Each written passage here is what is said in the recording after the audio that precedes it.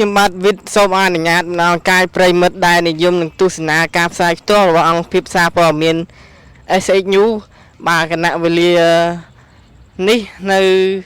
ដីឡូផ្ទះអូនមួយកន្លែងមានបងស្រីម្នាក់ឲ្យពឹងពាក់ខ្ញុំឲ្យជួយផ្សព្វផ្សាយរម៉ូតូគាត់បានបាត់ព្រមទាំងទូរស័ព្ទដៃបងស្រីមានពាក្យពេចន៍អ្វីខ្លះដែលចង់ឲ្យខ្ញុំផ្សព្វផ្សាយដែរខ្ញុំសូមឲ្យបងสนំពណ៌ទៅចោលតែមិនដឹងថាចោលស្រីចោលប្រុសឲ្យបើថាឃើញវីដេអូនេះហើយយកម៉ូតូទូរស័ព្ទឲ្យខ្ញុំផងមកថាចោលស្រីអ្នកលួចខ្ញុំយកធ្វើប្តីហ្មងមកថាចោលប្រុសលួចខ្ញុំយកធ្វើប្រពន្ធហ្មងអូខេមានអីតទៀតទេមានពាក្យអីតទៀតទេបងបងអូនស្អីសុំសួរតិចមើលថាម៉ូតូហ្នឹងបាត់នៅចំណុចណាដែរឲ្យបញ្ជាក់តិចបានអត់ខ្ញុំបាត់នៅភូមិតំពាន់ថ្លឹង3សង្កាត់ចំចៅ1ខណ្ឌពោធិ៍សែនជ័យហើយម៉ូតូហ្នឹងបាត់ពីវេលាម៉ោងប៉ុន្មានហើយឲ្យបញ្ជាក់តិចបានអត់ម៉ូតូបានបាត់ម៉ូតូនៅវេលាម៉ោង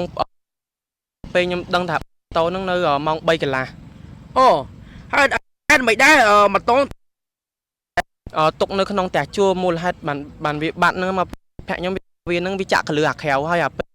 ម៉ូតូម៉ោង3វាថាវាបានចាក់កលឺហើយក៏វាថ្ពុះអី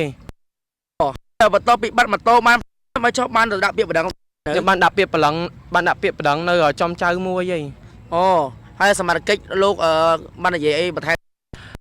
ចាំស្អែកចុះទៅអូបាទបងប្អូនប្រេងមកយ៉ាងណាបាទឥឡូវនេះបងប្អូនស្រីម្នាក់បាទគឺគាត់បានពឹងពាក់ឲ្យខាងអង្គសារព័ត៌មានញូយើងបាទធ្វើការផ្សព្វផ្សាយម៉ូតូដែលបាត់នៅថ្ងៃទី17បាទបន្ទាប់ពីចូលឆ្នាំខ្មែរយើងហើយមួយថ្ងៃបងប្អូនប្រេងមិនយ៉ាងនេះបងប្អូនយើងឃើញបាទពិតជាអាណិតតែនហើយយើងលើមិញដូចជាម៉ូតូវ៉ាពុកទៀតបងប្អូនប្រិយមិត្តយើងអស់នេះបាទម៉ូតូវ៉ាពុកទៀតបាទឥឡូវហ្នឹងឪពុកបាទកំពុងឡាំប៉ាណោះបាទអាណិតគ្នាដែរបងប្អូនប្រិយមិត្តយើងបាទខ្ចីឪពុកយកមកឈីដើរលេងមួយថ្ងៃបាទហើយឥឡូវហ្នឹងបាត់ម៉ូតូទៀតខ្ញុំបាទប្រុសវិទ្យសូមបញ្ចប់ការផ្សាយនៅត្រឹមនេះបើសិនជាមានពាក្យពេចន៍ខុសឆ្គងទាំងណាមួយសូមពុកម៉ែបងប្អូនខន្តីអភ័យទោសដល់រូបខ្ញុំបាទវិទ្យផងនិងក្រុមការងារ SH News សូមគោរពលាបង